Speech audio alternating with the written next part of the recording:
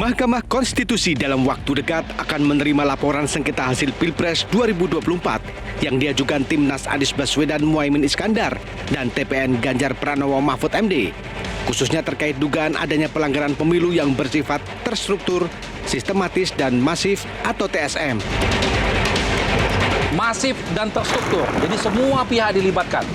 Itulah kenapa ini menjadi pelanggaran serius dan ini betul-betul pemilu yang menurut kita pemilu yang paling curang.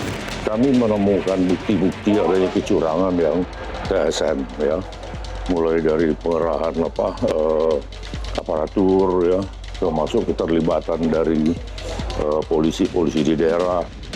Tak mau dituding sebagai pihak yang melakukan kecurangan, TKN Prabowo Gibran juga bersiap mengadu ke Mahkamah Konstitusi dengan dalih juga menjadi korban kecurangan secara TSM. Bahwa kami punya daftar amat panjang terkait kecurangan-kecurangan yang merugikan kami. Peristiwa yang sudah kami laporkan ke Bawaslu dan itu sudah memiliki kekuatan hukum karena dinyatakan oleh Bawaslu melanggar. Undang-Undang Pemilu menyebut Mahkamah Konstitusi akan menerima gugatan sengketa hasil jika mempengaruhi hasil perolehan suara. Ini berarti pembuktian adanya dugaan kecurangan Pilpres harus benar-benar kuat, tidak hanya secara kuantitatif, namun juga dari segi kualitatif. Dan saksi itu tentu diharapkan kemudian menjadi sebuah bagian dari upaya untuk menghadirkan bukti yang bisa mengeneralize. Jadi how to generalize saksi dan juga praktik itu dalam konteks pembuktian di pengadilan. Dan saya harap nanti memang masing-masing pihak secara detail ya menyajikan alat buktinya.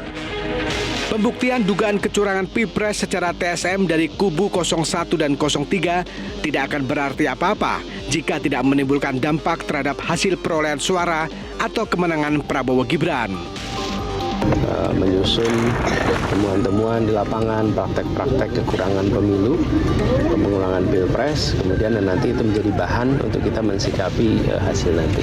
Tunggu aja nanti tanggal 20 bisa dibuktikan nanti kalau ada bukti kecurangan atau yang lainnya. Ya sudah, kita juga sudah nyiapkan dan menunggu keputusan KPU aja. Berani hadapi gugatan sengketa Pilpres 2024. Saatnya adu bukti, adu nyali demi legitimasi demokrasi di negeri ini. Siap-siap saling babat di Mahkamah Konstitusi.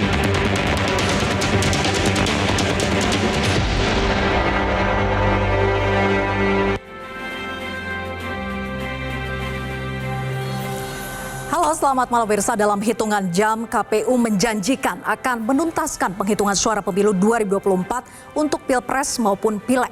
Rekapitulasi 33 provinsi saat ini menempatkan pasangan Prabowo Gibran unggul dari Anies Muhaimin dan juga Ganjar Mahfud. Namun meski sudah unggul, tim kampanye nasional Prabowo Gibran mengaku menjadi korban kecurangan saat Pilpres yang terstruktur, sistematis dan masif. Kecurangan yang sebelumnya gencar disuarakan kubu Anies dan juga Ganjar. Lalu apakah ini sebuah manuver perang urat syaraf sebelum ketiga kubu bertarung di Mahkamah Konstitusi?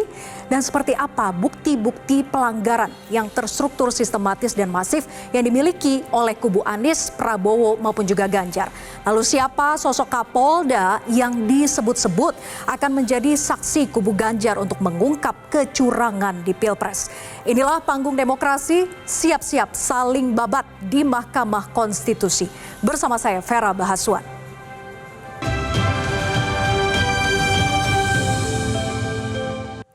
Dan pemirsa, untuk mengulasnya telah hadir di studio tim hukum Amin Zaid Mushafi. Selamat malam, Bang Zaid. Baik. Assalamualaikum. Waalaikumsalam. Kemudian juga ada Wakil Deputi Hukum TPN Firman Jayadeli yang nanti akan menyusul. Kemudian juga ada pengajar pemilu Fakultas Hukum UI Titi Anggraini. Selamat malam Mbak Titi. Malam Mbak Vera. Kemudian hadir pula Wakil Ketua TKN Habibur Rahman. Selamat malam Bang Habib. Assalamualaikum. Waalaikumsalam. Kemudian pengamat politik Adi Praitno. Selamat malam Mas Adi Prai. Vera. Oke. Nah, sebelum kita mulai diskusi, kami akan tunjukkan terlebih dahulu data grafis berikut ini. Ini adalah perolehan dari Komisi Pemilihan Umum Republik Indonesia per tanggal 17 Maret 2024, di mana KPU sudah mengesahkan suara pemilu di 33 provinsi. Kita lihat untuk Pilpres, Prabowo Gibran ini dengan 76 juta suara, artinya unggul dibandingkan dengan dua paslon lainnya. Anies Muhaimin 31 juta suara, kemudian Ganjar Mahfud selanjutnya Baik. Oke. Ini dia Ganjar Mahfud di 23 juta suara. Saya ingin ke yang suara unggul dulu nih, Bang Habib. Di berbagai kesempatan TKN ini sering menyebutkan bahwa kubu 02 juga menjadi korban yang dicurangi dan juga yang dirugikan. Padahal dari data kita lihat bahwa kubu 02 ini unggul. Yang jadi pertanyaan adalah dirugikannya di mana, Bang Habib? Ya justru itu. Kalau disebut pemilu ini anomali, ya anomali dari perspektif rakyat dan perspektif kami, karena pihak-pihak yang menuding kecurangan ya justru kalah gitu kan. Nah karena itu kami juga ingin menyampaikan, walaupun gini Mbak, secara umum besok itu panggung di Mahkamah Konstitusi itu kan kami tidak duduk sebagai pemohon, ya. Yang pemohon itu paslon 1 dan paslon 3, kami akan duduk di kursi pihak terkait dan KPU sebagai termohon. Ya. Kami tetap punya kepentingan untuk menyampaikan kepada publik dan juga kepada majelis bahwa banyak sekali ya pelanggaran, kecurangan yang merugikan kami, dan itu kebanyakan juga sudah ada putusan hukumnya sejak awal. Kalau kita bicara TSM itu kan bicara perencanaan, ya. Sudah ada putusan hukumnya yang mana nih, Pak Habib? Ya kasus PJ Bupati Sorong, ya, di mana nyata-nyata disebut ingin memenangkan paslon, memenangkan Pak Ganjar. Lalu ada kasus di Kuala Lumpur yang sekarang bahkan ujungnya ke pidana, di mana ada surat suara dalam jumlah yang sangat besar tercoblos paslon 3. Lalu ada kasus yang kami laporkan, misalnya dugaan digunakannya struktur Kementerian Desa, struktur Kementerian Tenaga Kerja untuk pemenangan paslon 1. Juga ada dugaan yang sudah kami laporkan dan lalu ditindaklanjuti dengan penghitungan suara ulang di Tapanuli Tengah, ya, penggelembungan suara untuk paslon 1. Nah ini semua ya akan kami buka, ya di antara yang akan kami buka. Kepentingannya apa? Kan tadi Mbak bilang, Mbak Vera bilang, kan sudah menang, dirugikannya di mana? Satu suara itu sangat berarti. Pemilu itu bukan soal menang, bukan soal kalah saja, tapi kita harus ada pertanggungjawaban dalam konteks hukum juga, bahwa siapapun yang melakukan cara-cara tidak sesuai dengan ketentuan undang-undang, ya kita harus ungkap siapa pelakunya. Ya. Oke, jadi versi TKN bahwa harusnya menang bukan hanya di 31 provinsi untuk sementara begitu. Ya, makanya kalau disimak saya bilang tadi ini bukan persoalan menang kalah. Kalau menang kami sudah menang sangat telak. Ya kan ya. Ngapain lagi kita sibuk-sibuk? Tapi kan kami perlu menjaga. Ya, kita semua perlu menjaga marwah pemilu ini. Jangan sampai hal-hal tersebut kita biarkan sebagai angin lalu saja. Kenapa? Karena kita kan akan pemilu lagi 5 tahun yang akan datang. Pemilu 5 tahun yang akan datang haruslah lebih baik. Ya, setiap pelanggaran sekecil apapun tidak kita lihat konteks kuantitatifnya, tetapi kualitatifnya juga. Ya, kita harus cek dan harus lihat dan pastikan tidak terulang. Nah, kita perlu sama-sama punya komitmen untuk memperbaiki demokrasi kita. Oke, bukan hanya soal kuantitatifnya saja tapi juga kualitatifnya. Tadi tudingan yang disampaikan oleh kubu 02 gitu ya, bahwa kubu 01 juga dimenangkan oleh berbagai macam cara yang terstruktur tadi disampaikan. Ya, jadi saya menyambung apa yang disampaikan Bang Habibur Rahman tadi ya. Malah ini acara di MK besok ini sangat meriah berarti. Kenapa saya katakan meriah? Karena yang menang juga menyatakan ada kecurangan, ya kan? Apalagi kita sendiri yang sudah memiliki bukti yang otentik atas adanya dugaan kecurangan tersebut. Tentunya ini akan menjadi pembelajaran bagi bangsa Indonesia ke depan dan akan menjadi forum terbuka yang disaksikan oleh seluruh masyarakat Indonesia siapa yang punya bukti dan melakukan kecurangan. Kalau dari dugaan 02 menyatakan baik 01 ataupun 03 itu melakukan kecurangan dan juga sebaliknya, berarti kan akan ada pertanyaan di masyarakat. Jadi sebenarnya siapa yang berbuat curang? Nah, tentu di sini nanti dalam proses pembuktian ini akan sangat menarik. Jadi apa yang disampaikan Bang Habibur Rahman tentu akan dibuka semuanya di MK, apalagi dari pihak kami khususnya di tim hukum 01 yang memang sudah sejak awal dengan struktur tim hukum di seluruh provinsi ini kita sudah melakukan seluruh upaya-upaya hukum terkait dugaan kecurangan tersebut. Tentu kita akan maksimal dalam proses pembuktian itu. Oke, akan maksimal dalam proses pembuktian ya. Saya ke Mas Adi. Mas Adi Pray, lazim tidak sih ketika suara unggul tapi juga turut klaim kecurangan atau dicurangi dan juga dirugikan? Ya, saya sebenarnya kalau bicara tentang ini lazim dan gak lazim, tentu lazim. Karena kubu nomor 2 khususnya ini kan untuk menjaga bahwa kemenangan yang mereka dapatkan di 2024 ini bukan karena ada indikasi-indikasi kecurangan atau penggelembungan suara yang dituduhkan oleh kubu yang lain 1 dan 3. Dalam konteks itulah kemudian Bang Habib, saya sering mendengar statement-statement politiknya bahwa sebenarnya dituduh menang curang itu tidak nyaman karena mereka juga tidak mau tentu saja bahwa presiden terpilih dan wakil presiden terpilih ini diolok-olok sepanjang masa 5 tahun ke depan, bahwa mereka menang bukan melalui kontestasi yang fair dan jujur. Oleh karena itu saya termasuk yang sebenarnya sangat menunggu nanti perkelahian data di Mahkamah Konstitusi soal dugaan, soal dugaan-dugaan yang disebut dengan TSM. Kalau bicara TSM kan saya kira variabelnya banyak. Dulu misalnya ada dugaan ini dimulai soal DPT yang dianggap bermasalah yang melibatkan kurang lebih sekitar 45 juta pemilih. Apakah itu bisa dibuktikan nanti di Mahkamah Konstitusi? Ataukah misalnya dugaan-dugaan pemberian bantuan sosial menjelang pencoblosan, apakah itu juga dianggap sebagai bagian dari tindakan-tindakan yang TSM? Ataupun misalnya soal penggunaan aparatus-aparatus kekuasaan negara yang katanya ini menguntungkan nomor 2 dan merugikan 1 dan 3 dan seterusnya. Apalagi misalnya paslon 3 tadi akan menghadirkan saksi dari pihak Kapolda. Hal-hal yang semacam inilah sepertinya memang ditunggu betul oleh kita sebagai pegiat demokrasi, aktivis dan pekerja politik, Mbak. Kenapa? Karena tentu saja orang seperti kita kan tidak bisa mengakses secara langsung dugaan-dugaan kecurangan itu. Kita tidak bisa menemukan data-data faktual yang begitu rigid yang kemudian membuat betapa pelanggaran itu bisa diungkap seungkap-ungkapnya. Kalau mau jujur sebenarnya, semua orang yang kita ajak diskusi, semua orang yang kita ajak bicara, mereka selalu mengatakan di 2024 ini adalah pemilu yang paling curang. Saya tanya, siapa yang melakukan kecurangan? Semua calon melakukan kecurangan. Semua partai melakukan kecurangan. Faktanya adalah kita punya medium untuk mengungkap ini nanti di Mahkamah Konstitusi. Di Mahkamah Konstitusi, sekalipun kecurangan itu ada, sekalipun ada indikasi TSM selama ini disebutkan, kalau fakta-faktanya itu tidak kuat dan mendukung, dan itu akan digagalkan. Saya ingat betul waktu 2019 yang lalu, ketika Pak Prabowo kubunya menuding kemenangan Jokowi juga dimenangkan dengan cara curang. Ada ribuan kontainer yang akan dihadirkan, tapi ketika di lapangan juga bukti-buktinya tidak bisa dihadirkan. Argumen-argumen saksi yang dihadirkan juga tidak bisa disebut sebagai dugaan yang valid dan kuat. Nah, yang ingin saya katakan adalah saya melihat sebenarnya kalau kubunya Bang Habib nomor 2 ini, kalaupun toh hadir di Mahkamah Konstitusi, hanya ingin membersihkan nama baik mereka. Jadi bukan untuk yang lainnya. Kalau bicara tentang kemenangan, rasa-rasanya mereka sudah menganggap mengunci kemenangan. Karena selisih 1, 2, dan 3 ini kan jauhnya cukup luar biasa.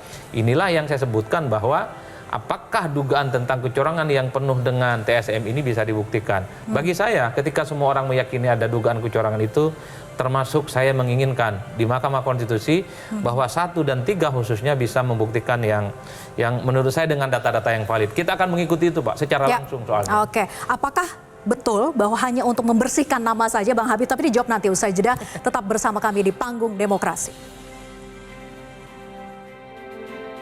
Hanya KPU sebagai termohon, kita sebagai pihak terkait kita berhak untuk memberikan jawaban, tanggapan, menyanggah bukti-bukti yang diajukan oleh pemohon, menyanggah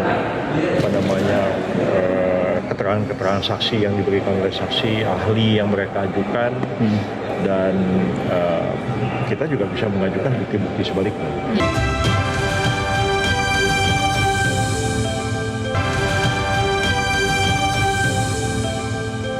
Saat ini banyak saksi-saksi kami diintimidasi, saksi-saksi kami ditekan, dilaporkan ke polisi, ada juga yang ditawarkan imbalan, dan macam-macam.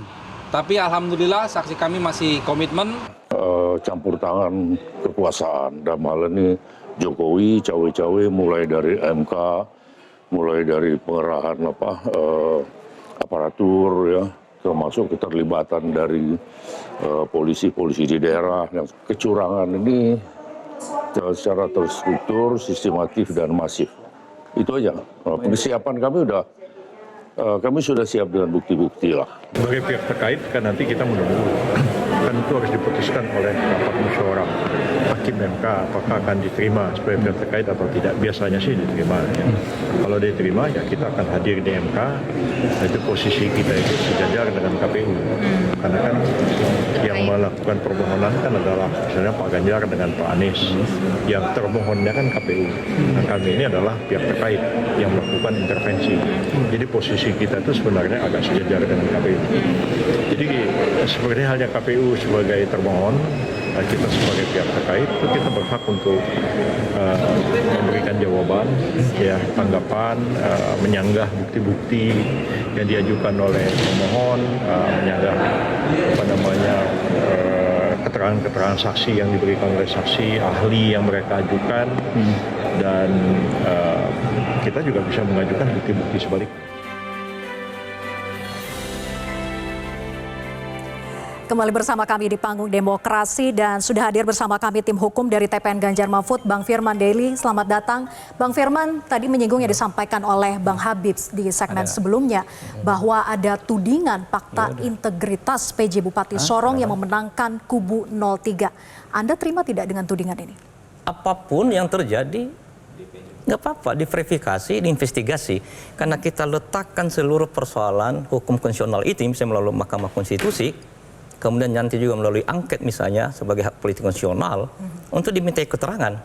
Karena kita berangkat dari kebeningan hati nurani, kejujuran akan budi, tanpa menyudutkan, tanpa menyalahkan siapa-siapa dulu. Tapi bahwa perlu diundang misalnya dalam konteks angket ya. Tapi kalau dalam konteks Mahkamah Konstitusi kan ada draft, ada rumusan, ada target, ada sasaran, ada petitum. Tapi kita lihat itu tidak sekedar pendekatan nominal, tapi pendekatan substansial.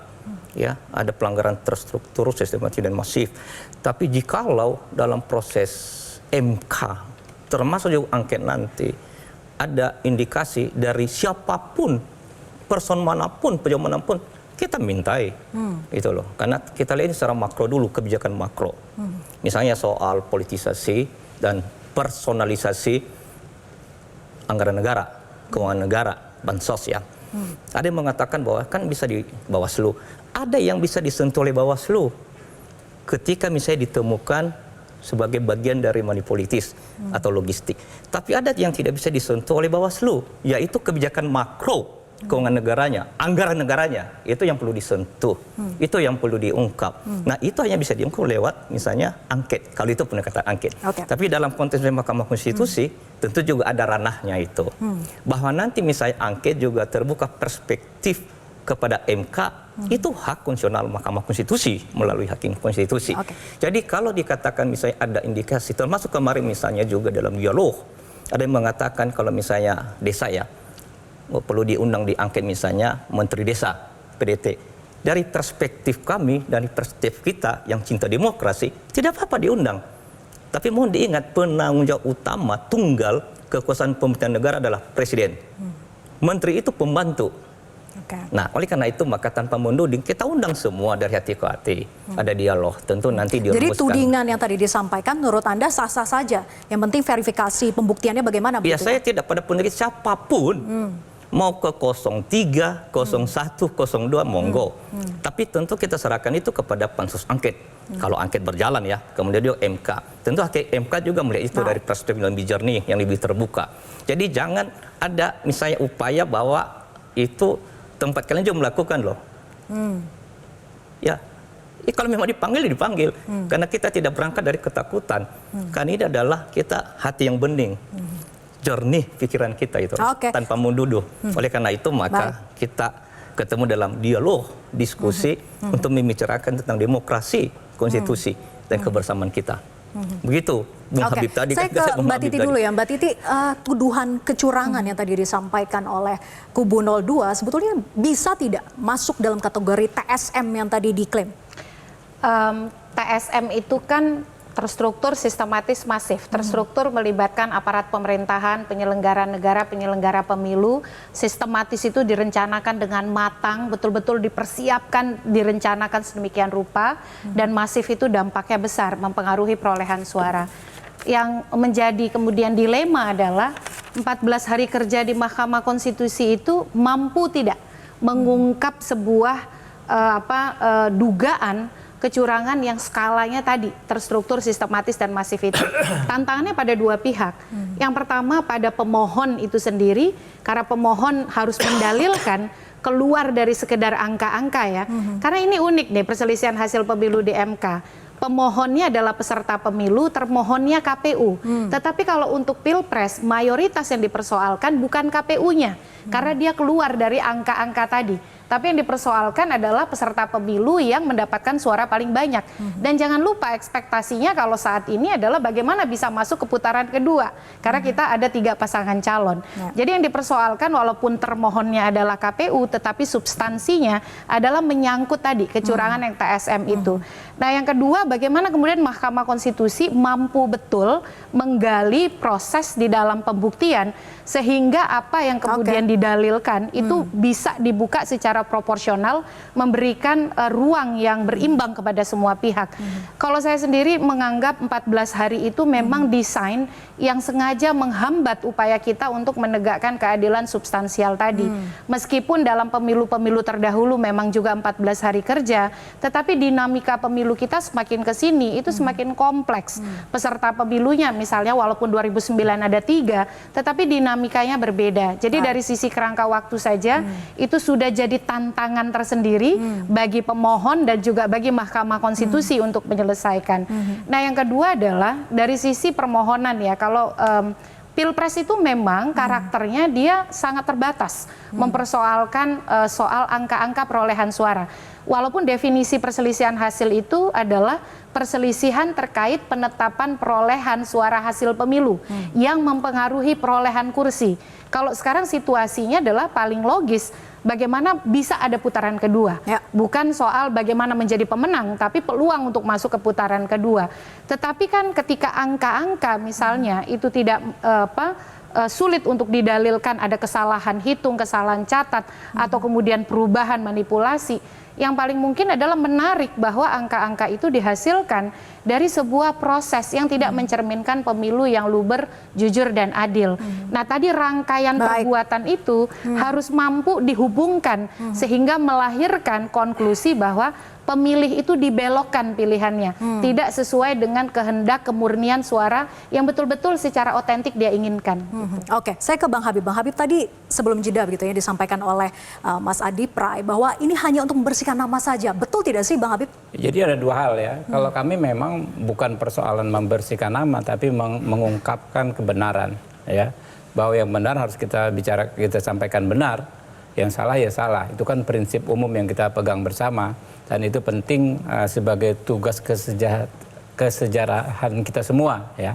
Kemudian tadi ini soal apakah Bawaslu atau MK.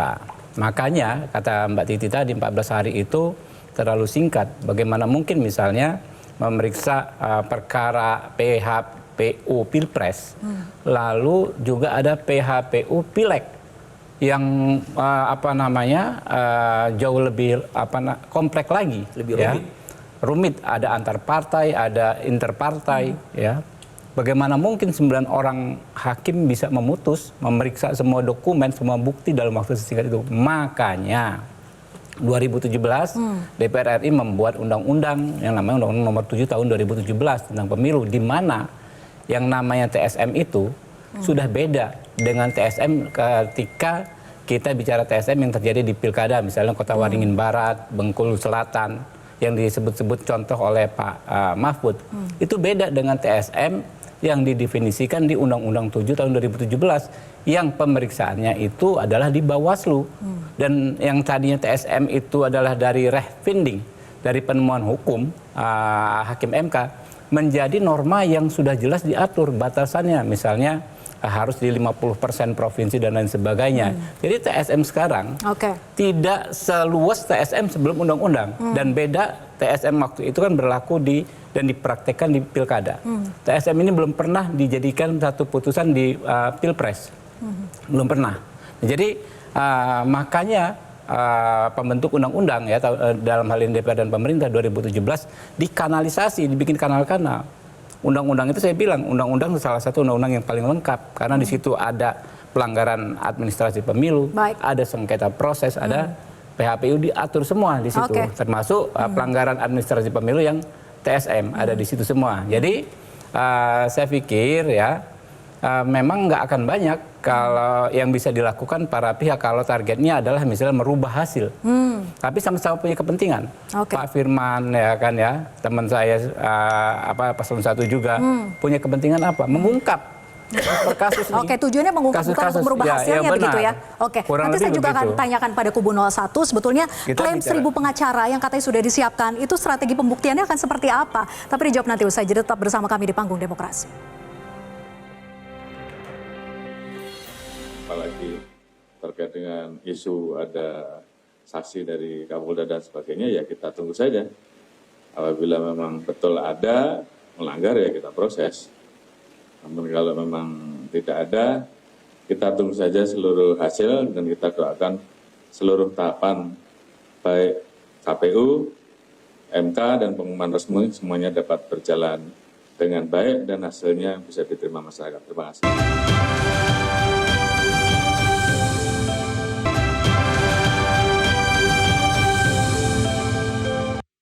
KPU mengumumkan masih ada konflik sengketa pemilu melalui Bawaslu, dan Bawaslu sesuai dengan aturan akan disampaikan ke MK, dan kita akan mengamankan proses demokrasi tersebut, dan tentunya kita semua itu antisipasi.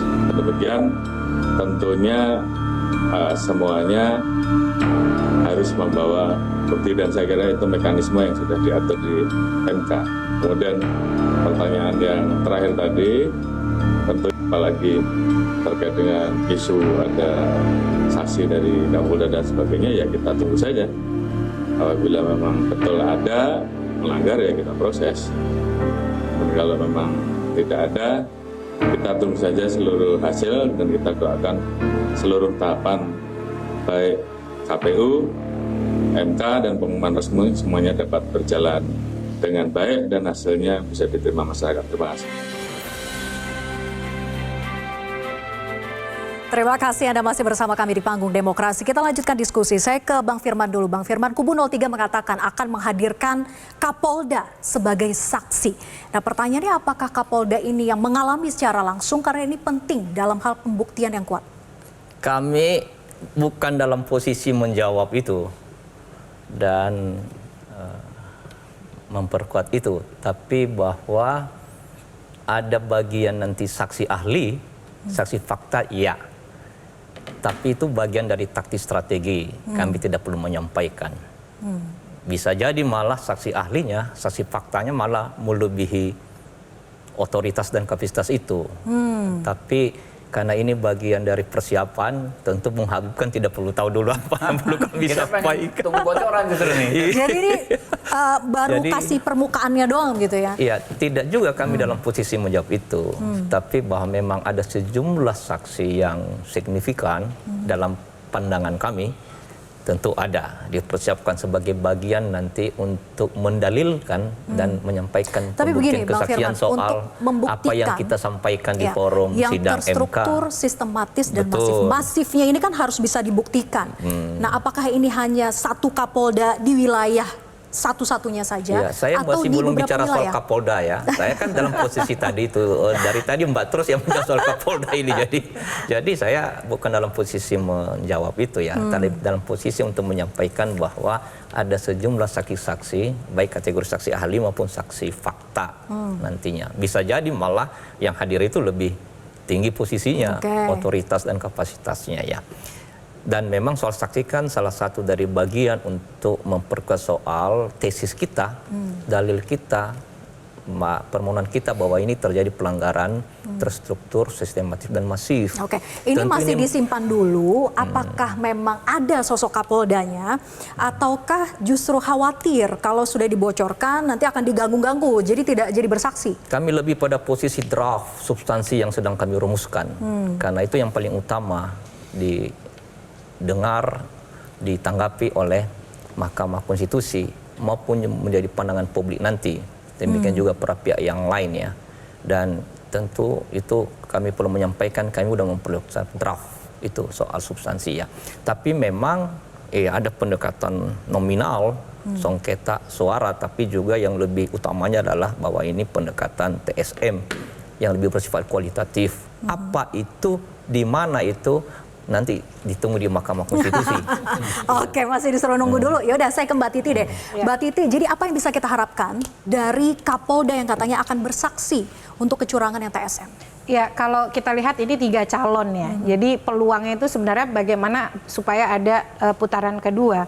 Kalau dari selisih suara kan memang bisa kita katakan 58% perolehan itu kan menggeser dampak dari TSM tadi berpengaruh, harus tetap harus dikuantifikasi. Jadi kecurangan yang diklaim misalnya politisasi birokrasi, politisasi sumber daya negara bansos, lalu kemudian politisasi aparat desa, itu kemudian berdampak pada sekian persentase suara. Misalnya 10% kah, 11% kah? Lalu dengan kuantifikasi itu maka mestinya pemilu tidak berjalan satu putaran. Nah, itu kan yang harus dibuktikan oleh para pihak. Tetapi para pihak juga harus jeli. Karena kalau kita belajar dari 2019, itu dilakukan oleh mahkamah karena mengejar persidangan yang hanya 14 hari kerja, pembatasan saksi, pembatasan ahli, bayangkan. Ahli hanya ada 2. Kalau tadi misalnya disebut akan dihadirkan, pasti kan yang ingin dikonstruksikan oleh pemohon itu adalah bagaimana keluar dari jebakan mahkamah kalkulator, angka-angka, jebakan prosedural, tapi menghadirkan pemilu konstitusional yang dikehendaki. Bahwa antara rentetan satu peristiwa dengan peristiwa yang lainnya, yang itu kemudian secara koheren membentuk hasil yang invalid, kan bisa dikatakan begitu, yang mesti bisa dikuantifikasi dengan angka-angka. Jadi walaupun dia TSM itu pun harus bisa diukur dampaknya pada perolehan suara. Karena bagaimanapun perselisihan hasil itu adalah menyangkut perolehan suara yang berpengaruh pada perolehan kursi. Nah, dalam hal ini karena tahapan kita bicara peluang, maka yang harus dimungkinkan adalah peluang putaran kedua oleh para pemohon. Tapi bagaimana membuktikan pra pencoblosan, Mbak Titi, yang sejauh ini digaung-gaungkan begitu ya, bahwa itu pengaruhnya jauh lebih signifikan daripada saat pencoblosannya? Iya, maka oleh karena itu pemohon harus bisa membuktikan berbagai dalil tadi ya, politisasi birokrasi, politisasi aparat desa, politisasi bansos misalnya, itu berdampak pada berubahnya, terbelokannya pilihan yang otentik, yang murni dari pemilih. Nah, maka harus ada data ini. Bansos itu disebarkan di daerah mana saja, pergeseran suaranya terjadi seperti apa, birokrasi yang terlibat seperti apa. Nah, oleh karena itu yang sebenarnya kita tunggu adalah terobosan dari Mahkamah Konstitusi. Mahkamah Konstitusi di beberapa perkara persidangan pilkada itu menyampingkan prosedur yang diatur di undang-undang. Contoh soal selisih ambang batas. Karena mereka ingin memastikan konstitusionalitas pilkada. Apalagi kemudian ketika mahkamah menemukan misalnya hasil yang ditetapkan itu diduga dalam penalaran yang wajar memang melalui prosedur yang salah. Atau kemudian kasus Saburai Jua, ada peristiwa hukum khusus yang membuat mahkamah mengabaikan batas waktu pengajuan perselisihan hasil. Apakah dengan dalil yang mampu dihadirkan oleh pemohon misalnya, saking kokoh dan solidnya, lalu mahkamah menilai 14 hari ini perlu ditambah. Karena di beberapa putusan perselisihan hasil pemilu, Mahkamah Konstitusi menjadi pseudo judicial review. Misalnya contoh di Noken, Mahkamah menyatakan Noken itu konstitusional, bukan di pengujian undang-undang, tapi di perselisihan hasil pemilu. Nah, dalam konteks itu apakah Mahkamah akan mengkoreksi 14 hari kerja ini karena dengan tujuan memastikan prosedur persidangan yang betul-betul bisa mengungkap perselisihan secara substantif, itu yang kita tunggu. Apakah Mahkamah akan datang dengan kejutan itu? Tetapi sekali lagi Mahkamah akan datang dengan kejutan atau tidak sepenuhnya bergantung pada kemampuan membangun permohonan yang argumentatif, kemampuan menyajikan saksi-saksi, fakta-fakta persidangan, dan juga ahli-ahli yang mampu menopang permohonan dari para pemohon. Jadi harapan terobosan itu ada, tapi bagaimana kembali pada yang melakukan gugatan gitu ya, bisa membuktikan atau tidak di MK. Tapi poinnya adalah bahwa MK bisa mengoreksi, terbukti dengan itu. Itu sebenarnya basisnya adalah demi untuk keadilan dan kebenaran, untuk penguatan konstitusi. Kalau pendekatan 14 hari ya misalnya ya, dan itu bisa kita dialogkan lah. Tapi memang kalau bahwa MK pernah menyentuh soal TSM pernah. level kabupaten, kota. Ada dua hal, yaitu soal yang kecurangannya dan soal kualifikasi juga. Contohnya misalnya soal yang NTT, tadi itu loh, soal kualifikasi itu substansi. Nah, tapi bahwa pernah di Pilpres itu tidak. Tapi bahwa ada peluang, iya. Karena Mahkamah Konstitusi kita ini adalah ada demi keyakinan dan kebenaran, kan ada tafsir yang meluas dalam rangka untuk membuka peluang, ada paradigma baru itu loh. Jadi untuk itu maka tentu kita harapkan dan kami tetap persiapkan itu. Tetap pendekatannya tidak sekedar nominal ya, tapi juga substansial. Karena ada rentetan, ada relasi. Misalnya politik tadi ya, yaitu politisasi bansos, keuangan dan anggaran negara. Kalau didekati dengan pendekatan Bawaslu, kan itu terbatas, template-nya kan ada, itu loh. Misalnya ditemukan misalnya di sekitar ini. Tapi kan secara kebijakan makro, itu kan levelnya adalah kekuasaan pemerintahan negara gitu. Jadi relasi TSM itu menjadi penting di sini. Makanya tentu dalam permohonan kami nanti tentu udah dipersiapkan sedemikian rupa itu. Oke, diperkuat secara pembuktiannya gitu ya. Saya ingin ke Mas Adi. Mas Adi Pray, dugaan mobilisasi suara dengan keterlibatan aparat, kira-kira gangguan tekanan politisnya itu akan seperti apa untuk bisa menghadirkan seorang Kapolda misalnya, kemudian tadi bahwa ada dugaan pencoblosan dengan politisasi bansos, akan seperti apa gangguan-gangguan politis ya Mas Adi? Ya saya kira sebenarnya hampir 4 bulan ini kita sering mendengarkan satu vocabulary yang terkait dengan TSM itu yang selalu diulang-ulang. Misalnya penggunaan aparatus-aparatus kekuasaan itu. Kalaupun toh itu terjadi, problemnya ada tidak yang mau bersaksi sebagai bentuk penggiringan dan operasi untuk memenangkan salah satu paslon. Misalnya kita juga sering mendengar bahwa begitu banyak misalnya kepala-kepala desa yang dipanggil kemudian digunakan sebagai instrumen untuk memenangkan calon. Kan kita juga bertanya, ada tidak kepala desa yang pernah dalam tanda kutip dimobilisasi atau diintimidasi untuk memberikan pembuktian bahwa dia bekerja untuk memenangkan salah satu paslon dan merugikan paslon yang lain. Ataupun misalnya kita juga sedang menunggu betul bahwa PJ-PJ kepala daerah yang itu ditunjuk ya oleh Presiden melalui Kementerian Dalam Negeri yang katanya juga konon dipakai sebagai alat untuk memenangkan calon tertentu dan merugikan yang lain. Ini kan variabel-variabel yang sebenarnya menurut kita sering kita dengar. Yang kita tidak pernah tahu itu apakah ada orang yang mau bersaksi untuk ini. Yang bisa melakukan ini adalah pemohon nantinya di Mahkamah Konstitusi. Kalau kita sepegiat demokrasi, kelompok civil society, paling mungkin hanya mampu mengkritik dan itu harus diungkap diungkap-ungkapnya. Itulah Mbak Vera yang saya selalu mengatakan bahwa kadang seringkali bahwa mengungkapkan kecurangan itu saya kira agak rumit memang.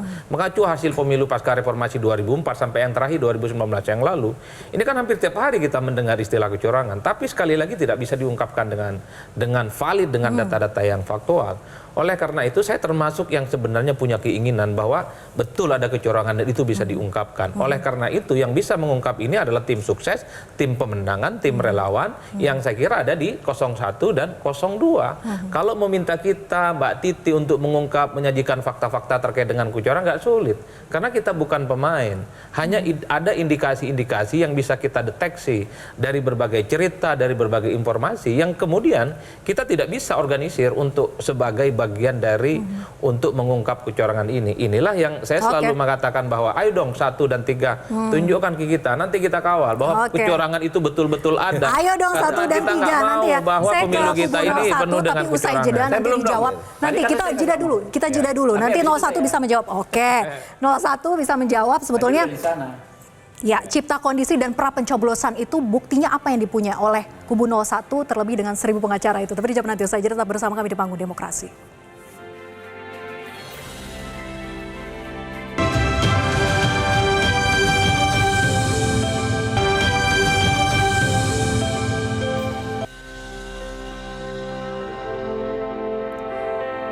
Kembali di Panggung Demokrasi, Bang Zaid, cipta kondisi pra pencoblosan seperti apa bukti-bukti yang akan dibawa oleh kubu 01 nanti ke sidang Mahkamah Konstitusi?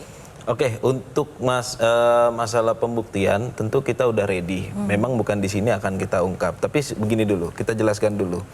Dari tim hukum Amin ini, kita secara draft udah ready 100%, secara pembuktian sudah ready 100%. Nah, yang lagi rame dan jadi gimmick ini kan mengenai statement 1000 pengacara. Jadi gini, tahapan pemilu itu kan panjang dari proses DPS sampai nanti adanya penetapan KPU. Nah, proses yang panjang ini harus dimanajemen dengan baik. Nah, bagaimana mekanisme manajemen itu? Nah, makanya disitulah logika kita memang memiliki tim sampai ke seluruh provinsi itu dengan total lebih dari 1.000. Nah, fungsi total tim hukum yang lebih dari 1.000 ini itu ditempatkan di daerah-daerah untuk melaksanakan tugas atau fungsi hukum untuk memenuhi seluruh hukum acara apabila ada dugaan kecurangan. Baik itu baik itu saat ataupun setelah. Nah, inilah mekanisme kerjanya. Karena apa? Muara semua kerja tim hukum di Indonesia ini adalah ke Mahkamah Konstitusi. Nah, itu kan tidak mungkin kita hanya melakukan oleh 10 atau 20 pengacara. Nah, itu jadi memang mekanisme kerja kita yang kita bagi dan semuanya bermuara pada Mahkamah Konstitusi besok. Nah, bukti-bukti apa dan bagaimana pembuktiannya? Yang pertama, yang pasti bukti yang akan kita bawa adalah bukti yang relevan dengan permohonan. Itu dulu. Dalam konteks pembuktian, itu penting bukti itu relevan. Artinya, ketika kita dalam permohonan kita mengajukan suatu dugaan kecurangan penggunaan aparat, maka kita sudah punya bukti yang relevan.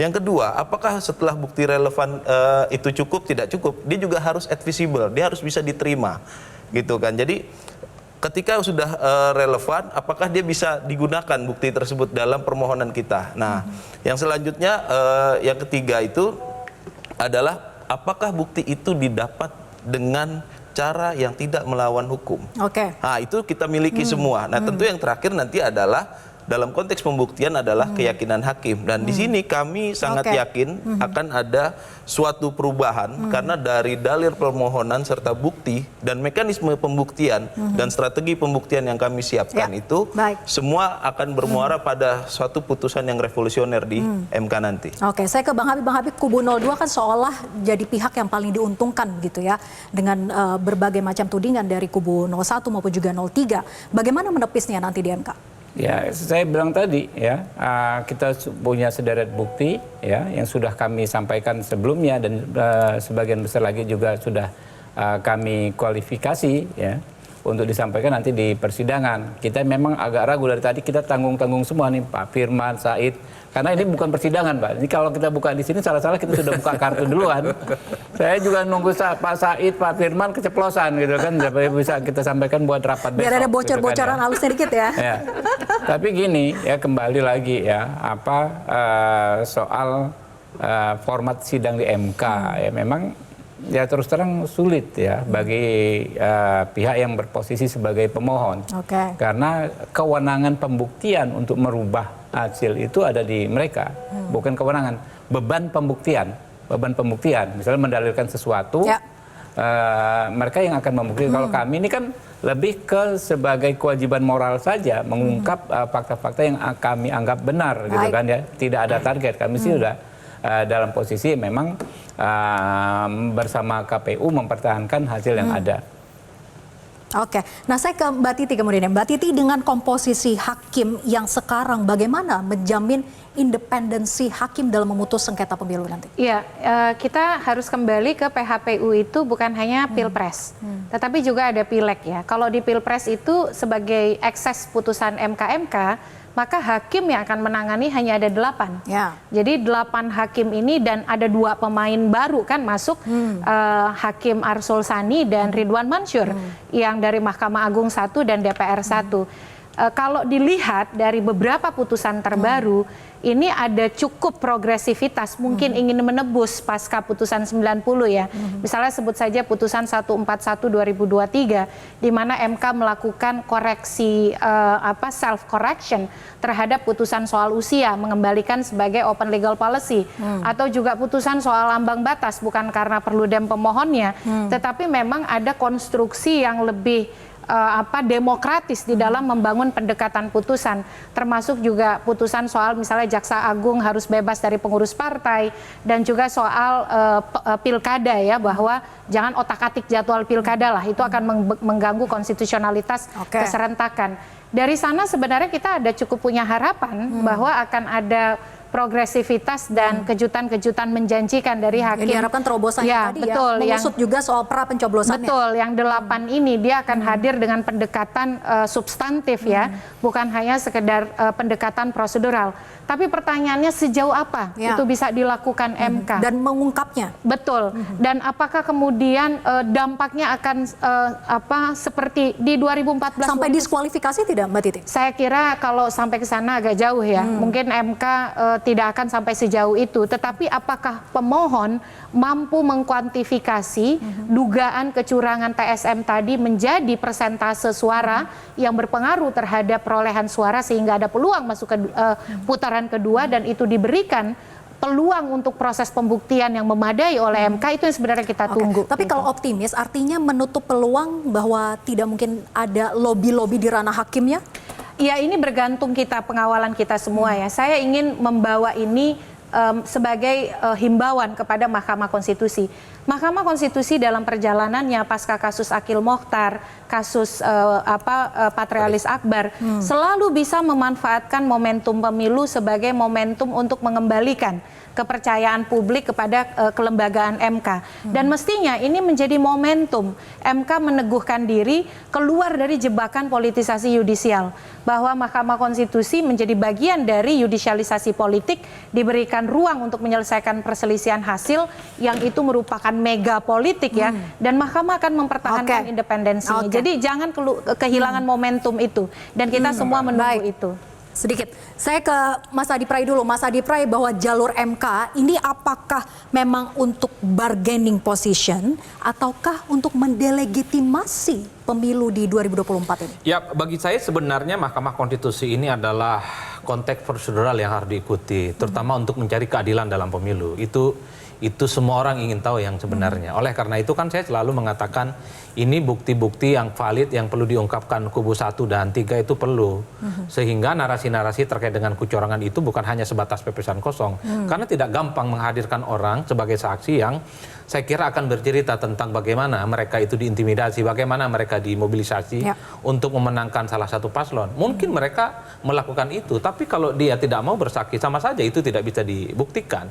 Itu yang pertama, Mbak. Yang kedua tentu saja kalaupun toh Mahkamah Konstitusi itu pun juga tidak bisa diharapkan, mekanisme lain bisa dipakai. Hak angket segera diwujudkan, apalagi jalan cerita. Berharap kepada Bawaslu tak bisa, MK pun tak bisa, hak angketlah yang... Angket bukan gertak sambal doang?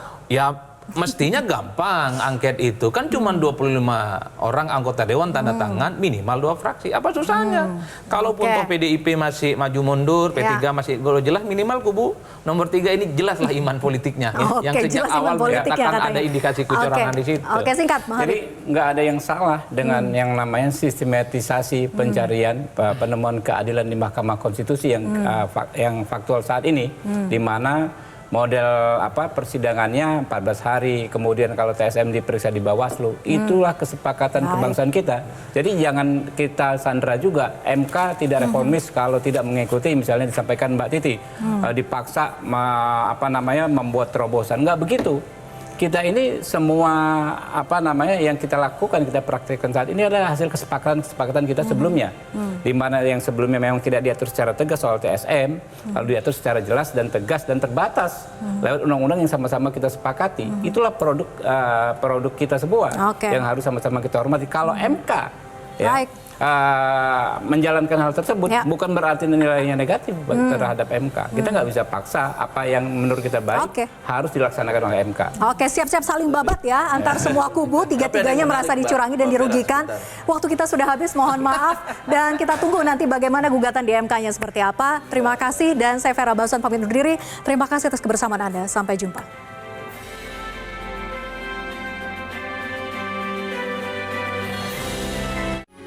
Metro TV. Jelajahi cara baru mendapatkan informasi. Download Metro TV Extend sekarang.